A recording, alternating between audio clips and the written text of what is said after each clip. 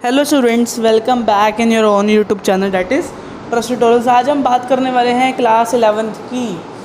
तो सबसे पहले तो congratulations to all of you कि आप लोग सब पास हो गए हो, तभी तो 11th की ये वाली वीडियो देख रहे हो। रिजल्ट आ गया आप लोगों का थोड़े टाइम पहले, ठीक है। मैं उस टाइम कॉन्ग्रेचुलेशंस नहीं बोल पाया, आप लोगों से इंटरेक्ट नहीं हो पाया, आप लोगों की मैंने कोई वीडियो नहीं बनाई।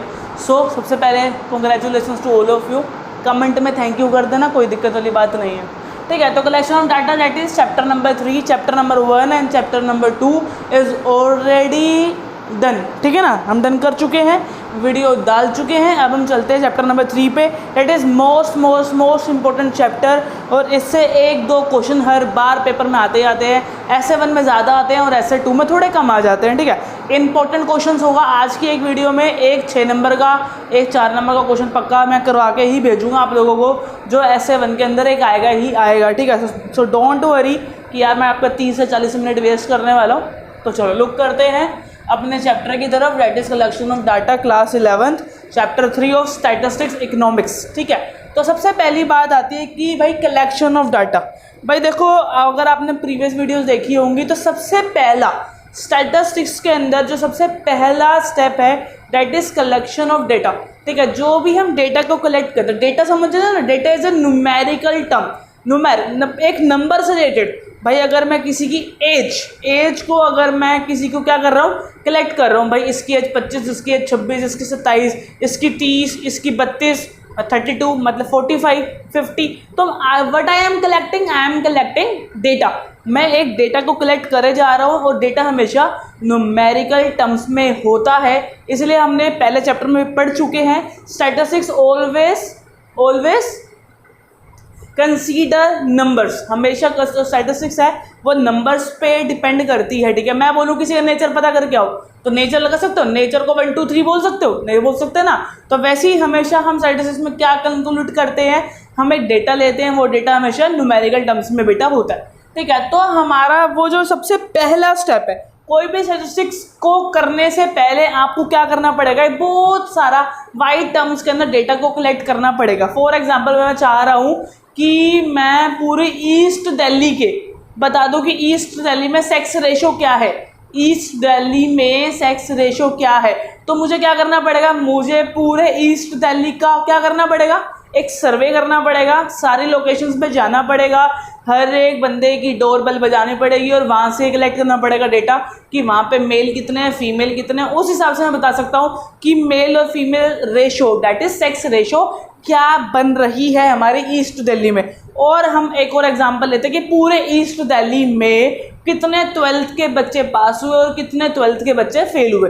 तो सबसे पहले मुझे क्या करना पड़ेगा, पहले तो मुझे ये जानना पड़ेगा कि ईस्ट दिल्ली में कितने बच्चे थे जिन्होंने 12th के एग्ज़ाम अपीयर करे हैं। उसके बाद मुझे जानना पड़ेगा हर किसी के पास जाके कि कितने बच्चे पास हुए और कितने बच्चे फेल हुए, कि आप फेल हुए, पास हुए, कंपार्टमेंट आई, तो जो भी आपका फैक्टर है। बस एक मैं चीज़ बता रहा हूँ, जो भी हम कलेक्ट कर रहे होंगे वो एक नंबर की फॉर्म में होगा, एक नंबर की फॉर्म। अगर मैं पूरी ईस्ट दिल्ली की एवरेज हाइट निकालूँ, एवरेज हाइट में सबकी हाइट पूछूंगा मैं, ठीक है, सबकी हाइट पूछूंगा। उसका एक तरीका होगा पूछने का, सब या तो मैं सबको मीटर में नापूंगा, इंचेस में नापूंगा, अलग अलग चीज़ें है ना। तो उसी टाइप से हम क्या कलेक्ट करते हैं, सबसे पहला स्टेप जो भी स्टैटिस्टिक्स का सबसे पहला स्टेप होता है that is collection of data. हम कलेक्शन करते हैं डेटा की, तभी हम आगे बढ़ पाते हैं स्टैटिस्टिक्स के अंदर। अगर हमारे पास डेटा नहीं है तो हम उसको प्रेजेंट कैसे करेंगे, प्रेजेंट नहीं है तो स्टैटिस्टिकल टूल कैसे लगाएंगे, जैसे कि mean, median, mode, dispersion, correlation, ये सब कैसे लगाएंगे। तो स्टैटिस्टिक्स टूल भी तब ले सकते हैं जब हमारे पास एक पर्टिकुलर डेटा हो। प्रेजेंटेशन नहीं कर सकते, टैबुलेशन नहीं कर सकते, अच्छे से ग्राफ नहीं बना सकते, हम कुछ भी नहीं कर सकते अगर मेरे पास एक टैबुलेशन, एक नंबर, एक डेटा मेरे पास अगर नहीं है, तो वी कांट डू एनीथिंग, ठीक है। तो सबसे पहली बात, तो सबसे पहला topic that is source of data, कि भाई जो डेटा कलेक्ट कर रहे हो, जो आप डेटा कलेक्ट कर रहे हो वो आएगा कहाँ से, वो जो डेटा है वो आएगा कहाँ से। सबसे पहली बात ना, अगर आप स्टार्ट कर रहे हो, पहला स्टेप कलेक्शन ऑफ डेटा है, तो सबसे पहली बात तो क्या आती है कि डेटा क्या है। डेटा हमने पढ़ लिया, डाटा क्या है, डाटा क्या है, एक नंबर है, नंबर्स को इकट्ठा करना है डाटा बोलते हैं, ठीक है। एक सर्वे करना, डाटा कलेक्ट कर रहे हैं, अब वो आएगा कहाँ से। There are two sources of collection of data, that is internal source and that is external source. तो 2 सोर्स आते हैं, एक पहला है internal source that is not so much important, ठीक है, for exam point of view. और next is external source. भाई देखो मेरी कंपनी है, मेरी कंपनी की प्रॉफिट एंड लॉस शीट बनती होगी, कितना प्रॉफिट कमाया कितना लॉस कमाया। मेरी कंपनी की बैलेंस शीट बनती होगी, मेरे कंपनी के गोल्स होंगे, मेरी कंपनी के ऑब्जेक्टिव्स होंगे। तो ये जो चीज़ें हैं भाई, मेरा और मेरा कोई वर्कर है, मेरी कंपनी है, मेरी कंपनी का प्रॉफिट एंड लॉस मेरे प्रोस्पेक्टर में, मेरी जो साइट है वहाँ डला हुआ है। और अब एक बंदा आया, एक बंदे ने क्या करा, उसको कहता मैं आपका वर्कर हूँ और अब मेरे को ना आपका प्रॉफिट जानना है कि इस साल आपने कितना प्रॉफिट कमाया। अब भाई उसको मना भी नहीं कर सकते, ठीक है। तो अब क्या करा उसने, क्या करा, मेरे से डाटा कलेक्ट करा। जो मेरे से डाटा कलेक्ट करा उसने क्या करा, उसी कंपनी में रह के उसी कंपनी के बॉस से, उसी कंपनी के एम्प्लॉय ने क्या मांग लिया, डेटा मांग लिया। मतलब within the same organisation, within the same organisation अगर आप कोई चीज़ कलेक्ट कर रहे हो, एक ही एनवायरनमेंट में आप रहते हो, एक ही एनवायरनमेंट, एक ही ऑर्गेनाइजेशन अगर आप डील कर रहे हो, तो that is called internal source, that is called internal source, ठीक है, जो कि पेपर में बहुत ही रेयर आता है। नेक्स्ट आता है एक्सटर्नल सोर्स। अब भाई आपने जो डेटा है अपनी ऑर्गेनाइजेशन से नहीं, पूरे सब लोगों से लेना है, तो that is called external source. अब मैं सबसे लूँगा, अब ऑर्गेनाइजेशन की बात नहीं, अब हम जा रहे हैं बड़े स्केल पे, अब मैं डाटा कलेक्ट कर रहा हूँ बड़े स्केल पे। तो अब उसके अंदर क्या एक्सटर्नल सोर्स दे रहा है, प्राइमरी एंड सेकेंडरी। तो ये आ गया मेन क्वेश्चन 6 मार्क वाला, मतलब 6 मार्कर 4 मार्कर, ये एक पर्टिकुलर क्वेश्चन आता ही आता है। What is primary data, what is secondary data and what are the difference between primary and secondary data. 1-2 minute की बात है, अभी समझ आ जाएगा, ऐसा कुछ नहीं है इसके अंदर कि हाँ भाई रॉकेट साइंस आ गई, भाई कुछ समझ नहीं आ रहा। तो सबसे पहली चीज़ है प्राइमरी डाटा। भाई अब मुझे बाहर के लोगों से डेटा को कलेक्ट करना है ना, अगर मुझे बाहर के लोगों से डेटा को कलेक्ट करना है और मैं एक एक बंदे के पास जा रहा हूँ, मैं क्या कर रहा हूँ, एक एक बंदे के पास जा रहा हूँ। जैसे कि हमारी जो इंडिया है इसके अंदर सर्वे होते हैं, बहुत सारे सर्वे होते हैं। अब जो सर्वे जो होते हैं वो क्या करते हैं, डेटा को कलेक्ट करते हैं, हमारे जिसको हम बोलते हैं जनगणना। अब उसके अंदर बहुत सी चीज़ें आती है कि आपके घर में एसी है कि नहीं है, आपके घर की मंथली इनकम क्या है, आपके घर में कितने लोग टैक्स पेयर है, आपके घर में कितने मेल है कितनी फीमेल है, कितने बच्चे, कितने डिपेंडेंट है, कितने नॉन डिपेंडेंट इंडिपेंडेंट है, कितनों के पास कार है, कितने अलग रहते हैं अपने पेरेंट्स से। मतलब there are so many questions जो वो लोग हमसे आके पूछते हैं। तो इसका मतलब वो सर्वे हो रहा है, एक सर्वे है, पूरी इंडिया का सर्वे होता है। तो अब मेरी बात ध्यान से सुनो, अगर सर्वे कंडक्ट होता है, एक छोटी सी बात अपने दिमाग में घुसा लो, अगर सर्वे कंडक्ट होता है, आपको कोई डेटा चाहिए और आपने उसके लिए सर्वे कंडक्ट कर दिया। सर्वे मतलब कि आपने बहुत सारे क्वेश्चनों की लिस्ट बनाई, वो आप क्वेश्चंस हर एक घर पे जाओगे, डोर की बेल बजाओगे, बेल बजाओगे मतलब, और फिर वहाँ से दरवाज़ा खुलेगा, आपको पानी नहीं पूछा जाएगा, आप पूछोगे उनसे क्वेश्चन और वो क्वेश्चंस का जवाब देंगे, और क्वेश्चन का जवाब दोगे तो डेटा कलेक्ट होगा। और ऐसे करते करते करते करते आपको एक बहुत बड़ी टीम चाहिए होगी, आपको बहुत सारे लोग चाहिए होंगे, और फिर जाके आप बहुत सारा टाइम, बहुत सारा पैसा लगाकर एक प्राइमरी डेटा को कलेक्ट करोगे बाय कंडक्टिंग अ सर्वे। तो इस बात को अभी हाल फिलहाल के लिए इस बात को गांठ बांध लो दिमाग के अंदर। क्या बांध रहा है दिमाग के अंदर कि प्राइमरी का जब भी थॉट सोचूंगा, प्राइमरी का जब भी मैं विचार करूंगा या करूंगी, तो मेरे दिमाग में क्या आना चाहिए, जो इंडियन गवर्नमेंट करवाती है, दैट इज सर्वे। समझ रहे हो, सर्वे, ठीक है।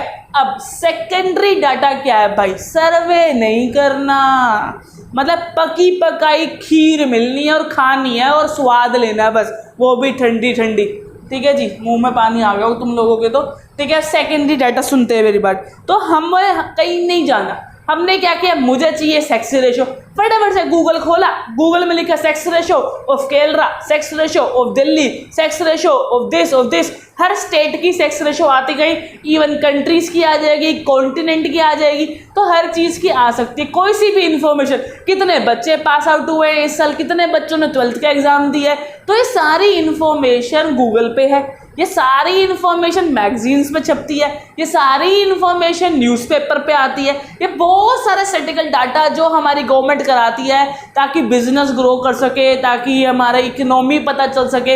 इकोनॉमिक सर्वे बहुत सारे होते हैं हमारे देश में। इकोनॉमिक सर्वे मतलब कि टेक्सटाइल कंपनी ने कितना प्रॉफिट कमाया, और जो अदर मैन्युफैक्चरिंग है, स्मॉल स्केल इंडस्ट्री कैसी चल रही है, कैसे ग्रो कर रही है। तो there are so many question. उसके लिए हमारी गवर्नमेंट बहुत सारे सर्वे कराती है, और बहुत सारे सर्वे जो होते हैं हमें अवेलेबल मिल जाते हैं गूगल पे, अवेलेबल मिल जाते हैं मैगजीन्स पे, अवेलेबल मिल जाते हैं न्यूज़पेपर में। तो ये बहुत सारी चीज़ें हैं, that is called secondary data. तो मतलब चाहिए आपको इंफॉर्मेशन थी, चाहिए आपको डेटा था, लेकिन आपने क्या करा, खुद से नहीं गए। खुद से नहीं गए मतलब खुद से सर्वे नहीं करा। खुद से सर्वे नहीं किया मतलब प्राइमरी डाटा कलेक्ट नहीं करा। आपने क्या करा, सेकेंडरी सोर्स को अपनाया। सेकेंडरी सोर्स मतलब सेकेंडरी डाटा को कलेक्ट करा, वो भी किसी और अदर साइट से, किसी ऑफिशियल साइट से, किसी न्यूज़पेपर से, किसी मैगजीन से, किसी इकोनॉमिक सर्वे से, किसी ट्रेड सर्वे से, और आपने वो इंफॉर्मेशन थोड़ी सी जो आपको वहाँ से इंफॉर्मेशन चाहिए थोड़ी सी मोल्ड करी और वहाँ पे डाल दी जहाँ पे आपको इंफॉर्मेशन डालनी थी बेटा। तो हो रहा होगा थोड़ा थोड़ा कॉन्सेप्ट क्लियर भाई। अगर एक छोटी सी बात में एक लाइन में ख़त्म करने लगूं तो मैं यही बोलूँगा, प्राइमरी डाटा सर्वे कंडक्ट करना, सेकेंडरी डाटा सर्वे कंडक्ट ना करके किसी और जगह से इंफॉर्मेशन को कलेक्ट करना, by the way of Google, by the way of newspaper, by the way of television. तो कहीं से भी आपने इंफॉर्मेशन को कलेक्ट कर लिया। अब आते हैं हम इनके डिफरेंस के ऊपर भाई, प्राइमरी और सेकेंडरी। अगर अभी भी क्लियर नहीं हुआ बेटा तो अभी आप फटाफट से ये देखो डिफरेंसेस, तो आपको ज़्यादा एलैबोरेटिंग वे से समझ आएगा, ज़्यादा अच्छे तरीके से समझ आएगा। ठीक है, ट्राई कर रहा हूँ बहुत इजी लैंग्वेज लूँ थोड़ा सा, कि भाई इजी लैंग्वेज होगी तो आपको अच्छे से दिमाग में घुस जाएंगी चीज़ें। ठीक है, सबसे पहला पॉइंट आता है बेटा ओरिजिनैलिटी। ओरिजिनैलिटी क्या होती है, वर्ड से समझ आ रहा हो ना। ओरिजिनैलिटी मतलब हमारा जो ओरिजिनल प्रोडक्ट है, ओरिजिनल चीज़ है। ओरिजिनल मतलब फ्रेश, समझ रहे हो। ओरिजिनल भाई जो मैंने करा, जैसे कि मेरा टीचिंग स्टाइल ओरिजिनल है, मैंने कैसे कॉपी नहीं करा, वैसे ही आपके जो हैंड राइटिंग है वो ओरिजिनल है, वो आप ही की है, आप ही की आइडेंटिटी को शो करती है। ठीक है, आपकी जो अपीयरेंस है वो आपकी है। एडिडास के जो प्रोडक्ट है, एडिडास के प्रोडक्ट अपने ही है, नाइक के प्रोडक्ट और एडिडास के प्रोडक्ट में ज़मीन आसमान का फ़र्क है, उनके बीच में कंपटीशन चलता रहता है, वो एक अलग बात है। लेकिन एडिडास एक अलग ओरिजिन है और नाइक एक अलग ओरिजिन है। वैसे ब्रांड्स में गुची वगैरह, तो ये सब ओरिजिनल चीज़ें हैं बेटा। ओरिजिनल प्रोडक्ट को क्या करते हैं, वो फॉर्म करते हैं। ओरिजिनलिटी मतलब एक ओरिजिन होना चाहिए, वो एक फ्रेश प्रोडक्ट होना चाहिए, फ्रेश थॉट होना चाहिए। तो ओरिजिनलिटी बेटा देखो, प्राइमरी डाटा, आपने कोई इंफॉर्मेशन कलेक्ट करी, आपने खुद गए, आप हर किसी के घर गए, आपने वहाँ से इंफॉर्मेशन ली, उन लोगों ने आपको फीडबैक दिया, सारी इंफॉर्मेशन जो आपको चाहिए थी। फॉर एग्जाम्पल को 5 क्वेश्चन चाहिए थे, आपने 5 क्वेश्चन हर एक अपने जितने भी आपके जो लोग थे जिनसे आपने सर्वे करवाया उन सबसे पूछा। ठीक है, तो 5 ही क्वेश्चन थे। तो इसका मतलब जो भी आपने इंफॉर्मेशन ली वो अपने अकॉर्डिंगली, अपने पर्पस के अकॉर्डिंगली, अपने प्री डिटरमाइंड गोल के अकॉर्डिंगली, इसका मतलब उसका ओरिजिन बहुत ज़्यादा था, ओरिजिनलिटी वहाँ पे थी, वहाँ पे ओरिजिनलिटी एग्जिस्ट करती थी। लेकिन फॉर एग्जांपल अगर मैं एक और एग्जांपल लूँ भाई, देखो भाई जितने ज़्यादा एग्जांपल्स होंगे ना आपके दिमाग के अंदर, उतना ज़्यादा वहाँ पे आपको जो क्लैरिटी है, कॉन्सेप्ट क्लैरिटी इतनी ज़्यादा मिलेगी। ठीक है, अगर मैं बात करूँ सेक्स रेशो जाननी थी आपको, ठीक है, तो सेक्स रेशो एक तो तरीका है भाई, आपको न्यू दिल्ली की सेक्स रेशो जाननी है तो आपने क्या करा, सारी न्यू दिल्ली में जितने भी घर है, जितने भी लोग हैं, वहाँ से आपने डाटा को कलेक्ट करा और वहाँ से देखा कि सेक्स रेशो कितनी बन रही है। और एक सिंपल सा वे है, गूगल करा और सेक्स रेशो निकाली न्यू दिल्ली की। ठीक है, तो इसके अंदर ओरिजिनलिटी नहीं है बेटा। हो सकता है जो गूगल ने वहाँ से इन्फॉर्मेशन निकाली, हो सकता है उसने कुछ घर छोड़ दियो, हो सकता है जब उसने वो इन्फॉर्मेशन निकाली वो 2017 की हो, 2016 की हो, और आज की डेट में तो वो अलग होगी। इसका मतलब जो ओरिजिनलिटी है, मतलब जो ओरिजिन है, जो हमारा फ्रेश चीज़ है, वो वहाँ पे अवेलेबल नहीं है। इसका मतलब यहाँ पे ओरिजिनलिटी नहीं होती है बेटा। तो अगर आपसे कोई पूछे ओरिजिनलिटी कहाँ पे होती है, तो वो प्राइमरी डाटा में होती है, बिकॉज आपने वो प्री डिटरमाइंड अपने जितने भी गोल थे उसको देखते हुए क्वेश्चंस पूछे, अपना जो पर्पस था उसको देखते हुए क्वेश्चंस पूछे, और उसको देखते हुए आपने सर्वे को कंडक्ट करा है। किसी और ने किसी और वे से किया हो सर्वे कंडक्ट, हमें उससे कोई मतलब नहीं है, वो फ्रेश चीज़ नहीं है, वो ओरिजिनल प्रोडक्ट नहीं है। Next is source. भाई इसका सोर्स क्या है, इसका सोर्स कौन कौन से सोर्स हो सकते हैं भाई? इसका सोर्स क्या है? सर्वे। भाई सर्वे कर लो, ठीक है। इसका सोर्स क्या है? इसके सोर्स तो बहुत सारे, न्यूज़पेपर है, टीवी है, हमारा गूगल है, तो बहुत सारे दे आर सोर्सेस।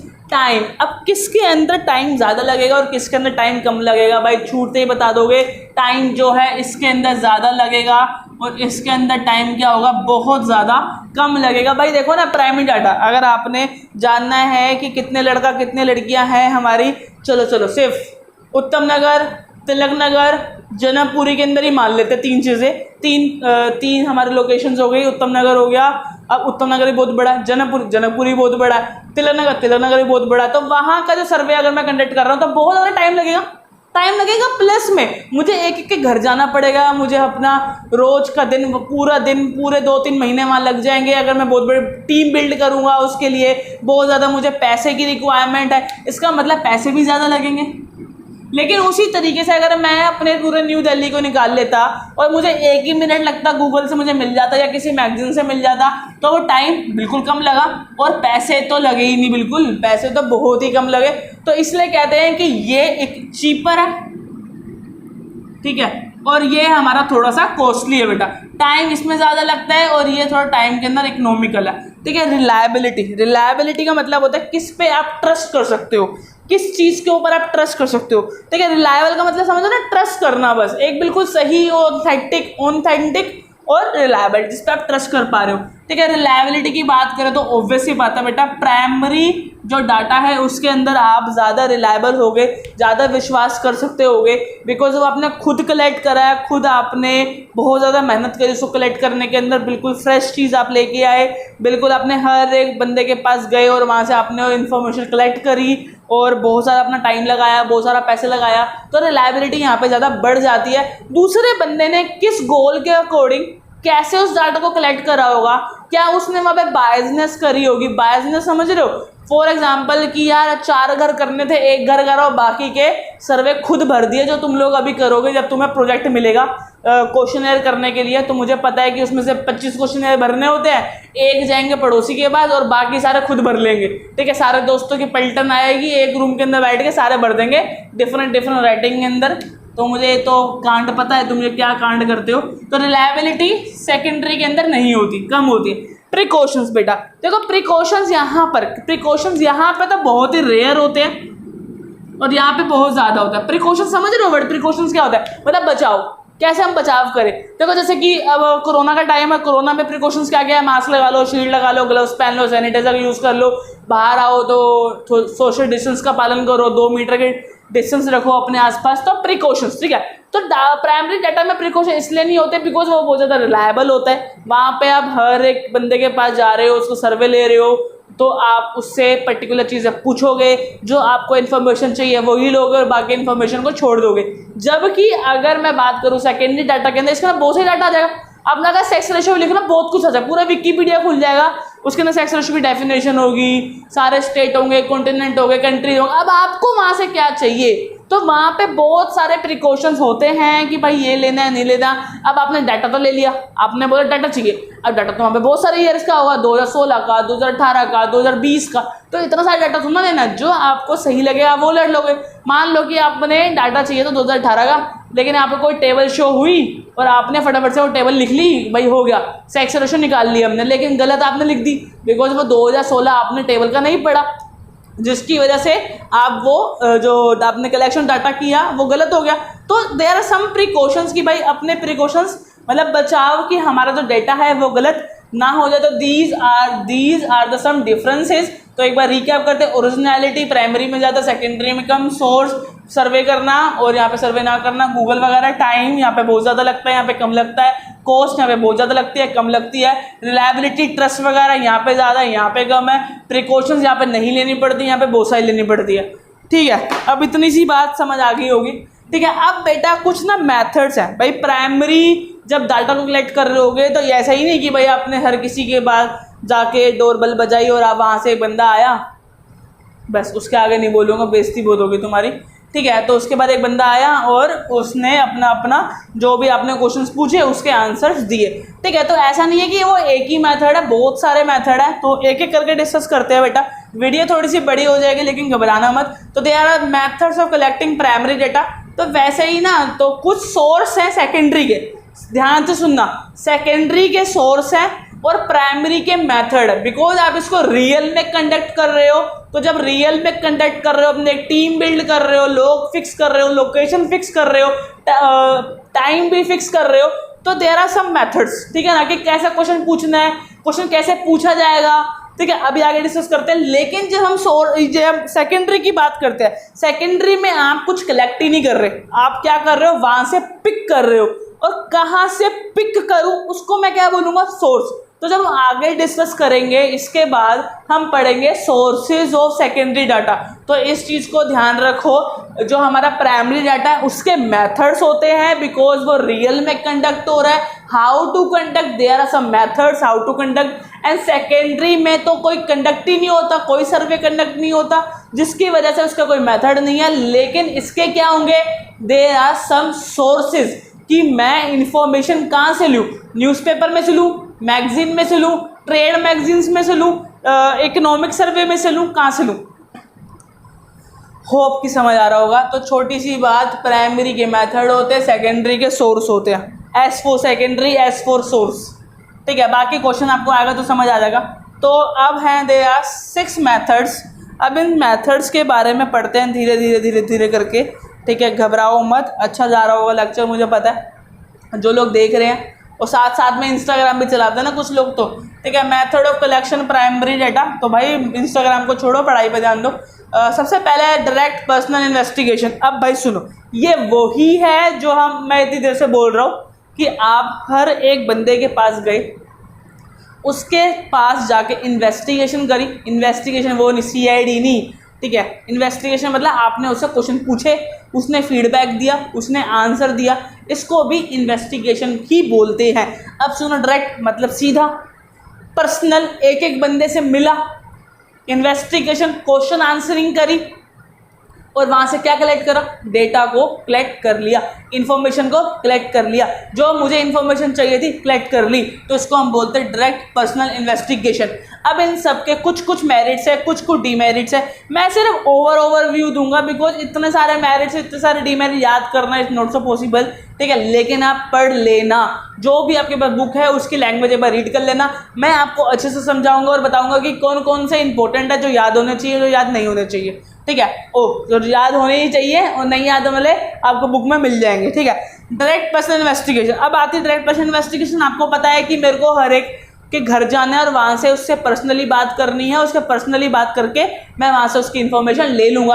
अब इससे होने वाले कुछ फ़ायदे, तो भाई कुछ फ़ायदे कि बिल्कुल ही हमारा डेटा है वो क्या होगा, रिलायबल, भाई ट्रस्टफुल। बिकॉज मैं हर एक बंदे के घर जा रहा हूँ, रिलायबल होगा कि नहीं होगा, बिल्कुल विश्वास वाला होगा, ट्रस्टेबल होगा, ठीक है, हो गया ट्रस्टेबल, ठीक है। बहुत ज़्यादा इफेक्टिव होगा ना, ठीक है। अब डीमेरिट्स इसके ज़्यादा है। अब आपको लगेगा डीमेरिट इसके ज़्यादा है तो इसके कम होंगे, तो भाई इसके डीमेरिट्स कौन कौन से। पहली बात, डीमेरिट्स के अंदर पर्सनल बायसनेस सबसे ज़्यादा इंपॉर्टेंट, जो कि बच्चों को समझ नहीं आता। सबसे पहले पर्सनल बायसनेस। बेटा पर्सनल बायसनेस क्या होती है, या जैसे ही मान लो एक बिल्डिंग है, मेरे आसपास की बिल्डिंग है, एक वहाँ पे 4 फ्लोर है, जिसमें से 4 फ्लोर में से सेकंड फ्लोर में एक ऐसा बंदा रहता है जिससे मेरी बनती नहीं है, बहुत ज़्यादा लड़ाई झगड़ा रहता है। तो वहाँ पे क्या होगा यार, मैं सोचूंगा यार इस बंदे का सर्वे क्या लेना, इस बंदे को छोड़ो, मैं इस बंदे के पास नहीं जा रहा हूँ। जिसकी वजह से क्या होगा, हमारा क्या होगा कि मैं उसके पास नहीं जाऊँगा और फिर वहाँ से वो सर्वे कलेक्ट नहीं हो पाएगा, है ना भाई। सर्वे कलेक्ट नहीं होगा बिकॉज आप वो सेकंड फ्लोर पे तो जाता ही नहीं, आपको वो सेकंड फ्लोर वाला बंदा या बंदी पसंद नहीं है और आप उस फ्लोर पे नहीं जाओगे, वहाँ से अब जो इन्फॉर्मेशन है उसको कलेक्ट नहीं करोगे, ठीक है जी। अब अगर इन्फॉर्मेशन कलेक्ट नहीं करोगे तो फिर क्या होगा, बायसनेस, पर्सनल बायसनेस। और हो सकता है कि यार आप उसके बाद चले भी गए, उसने बोला कि मेरी इनकम 1 लाख है, आपने लिख दी 10 लाख, ठीक है, या सॉरी उल्टा बोल दिया, उसने बोला मेरी इनकम 10 लाख है, आपने लिख दी 1 लाख, ठीक है। तो ऐसे भी करने से पर्सनल बायसनेस आपको शो हो सकती है इन अ सर्वे, ठीक है। और इसके डीमेरिट्स है कि भाई बहुत ज़्यादा टाइम कंज्यूमिंग है, भाई एक एक के घर जाओगे टाइम तो बहुत ज़्यादा लग जाएगा, तो टाइम कंज्यूमिंग। कॉस्ट बहुत ज़्यादा आती है, बिकॉज कॉस्ट इसलिए ज़्यादा आती है बिकॉज आप एक एक के घर जा रहे हो, टाइम लगेगा, टीम बिल्ड करनी पड़ेगी, लोकेशन होगी, एक दिन में तो सर्वे हो नहीं जाएगा।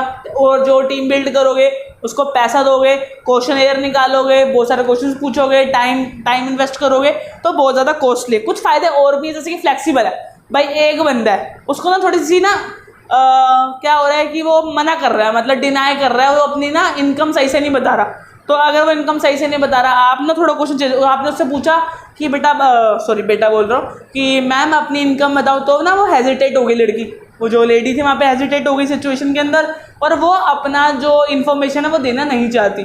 तब आप क्या करोगे, तब आप उससे ये पूछ सकते हो क्या आप टैक्स भरते हो, ठीक है। अब टैक्सेबल इनकम 5 लाख है, अगर तो वो टैक्स भरती होगी तो इसका मतलब उसकी इनकम 5 लाख से ज़्यादा है। अगर वो टैक्स नहीं भरती, इसका मतलब उसकी इनकम 5 लाख से थोड़ी सी कम है, या फिर 3 लाख से थोड़ी सी कम है, जो भी है। मतलब अभी taxable income up and down होती रहती है, मेरे ख्याल से अभी 5 लाख है, ठीक है, कि 5 लाख से ज़्यादा कमाओगे तो आपको टैक्स देना पड़ेगा।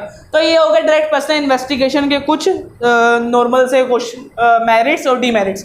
अब आता है तो मेन ना हमारा मेरिट डीमेरिट पे मोटिव नहीं है, हमारा है कॉन्सेप्ट क्लैरिटी। अगर आपकी कॉन्सेप्ट क्लैरिटी होगी ना, आप मेरिट डीमेरिट पढ़ोगे और आपको छूटते ही याद हो जाएंगे। तो आपको बस ये याद होना चाहिए कि इस मेथड के अंदर करते क्या है, क्या होता है, क्या प्रोसीजर है, ठीक है। मेरिट डीमेरिट तो सेकेंडरी चीज़ है, आप देखते लर्न कर लोगे, उसमें कोई बड़ी बात नहीं है। नेक्स्ट आता है indirect oral investigation. Indirect oral investigation कैसे होती है, मान लो कि इनडायरेक्ट ओरल इन्वेस्टिगेशन, मान लो कि एक बिल्डिंग है, उस बिल्डिंग में 4 फ्लोर है, 2 फ्लोर वाले घूमने गए हुए हैं। तो आपने क्या करा, मान लो पहले दूसरे फ्लोर वाले घूमने गए हुए हैं, आपने क्या करा, सेकंड थर्ड फ्लोर वाले बंदे से नीचे वाले दोनों फ्लोर की इन्फॉर्मेशन ले ली। मतलब आपने इनडायरेक्ट पर्सनल नहीं करा, आपने उस फैमिली से तो आप मिले ही नहीं, आपने इनडायरेक्ट ओरल मतलब बोल चाल में ही, ठीक है, रिटर्न में कुछ नहीं, इन्वेस्टिगेशन कर ली किसी और पार्टी से। मतलब आपने किसी और पार्टी से इन्वेस्टिगेशन कर ली। अब आपने जो उनसे क्वेश्चन पूछे वही आपने नीचे वालों के लिए पूछ लिए कि भाई आपने अपनी इनकम बताओ, फिर बताओ नीचे वाले की कितनी इनकम हो सकती है। एग्जैक्टली तो उसको इनकम पता ही नहीं होगी। हाँ, अगर उसको वो आपसे पूछता कि हाँ बताओ कार है कि नहीं, तो हो सकता है उसको पता हो यार इस बंदे के पास कार है या कार नहीं। बिकॉज कार एक ऐसी एसेट है जो दिखती रहती है, आपको पार्किंग में खड़ी होगी या फिर नीचे हमारी जो रोड है, स्ट्रीट है, उसमें खड़ी होगी, तो ये चीज़ दिख सकती है। लेकिन इनकम जो होता है एक प्राइवेट चीज़ होती है, आप उससे नहीं पूछ सकते।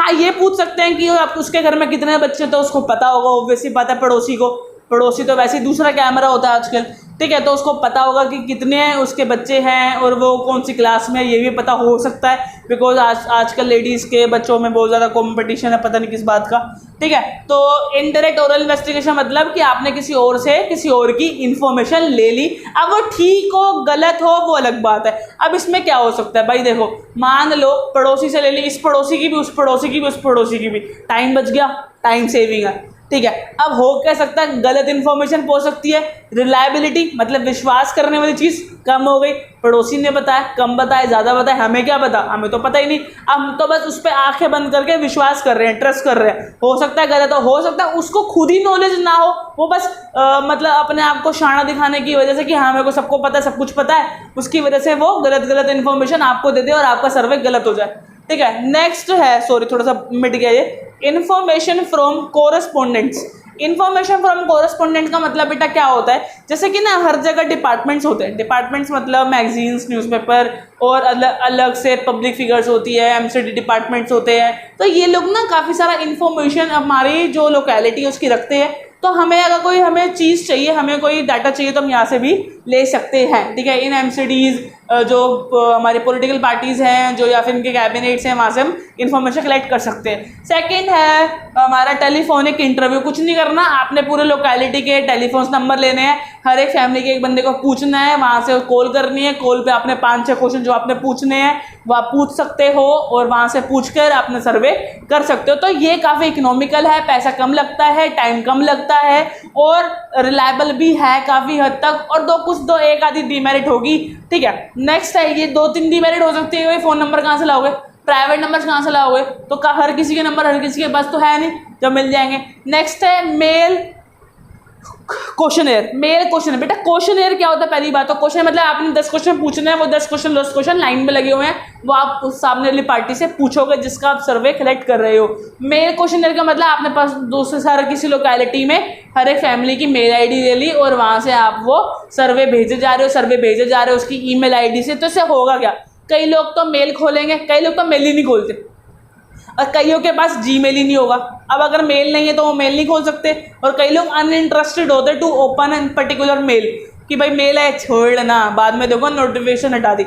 अब उससे होगा क्या कि काफ़ी सारे लोग तो मेल का रिस्पॉन्ड ही नहीं करेंगे। अगर वो मेल का रिस्पॉन्ड नहीं करेंगे, इन्फॉर्मेशन नहीं आएगी, आधी अधूरी इन्फॉर्मेशन वैसे ही बेकार होती है, तो आपका सर्वे अच्छे से कंडक्ट नहीं हो पाएगा। तो मेल क्वेश्चनर में क्या दिक्कत आती है कि लोग रिस्पॉन्ड नहीं करते, कम रिस्पॉन्ड करते हैं, या फिर इग्नोर कर देते हैं, या फिर आधा फिल कर देते हैं, या उनको फिल करना नहीं आ रहा, या उनको सेंड करना नहीं आ रहा। तो बहुत सारी दिक्कतें हैं इसके अंदर। तो क्वेश्चनर फिल्ड बाय इनैमोरेटर। देखो इनैमोरेटर कौन होता है बेटा? इनैमोरेटर मतलब होता है, फॉर एग्जांपल मैं कंडक्ट करवा रहा हूँ सर्वे, मेरे नीचे 4 लोग आते हैं, वो 4 लोग जाते हैं और वहाँ से सर्वे करके आते हैं, तो उन 4 लोगों को बोलते हैं इनैमोरेटर, जो रियल ग्राउंड लेवल पे हमारा जो सर्वे कंडक्ट कर रहे हैं ग्राउंड लेवल पे।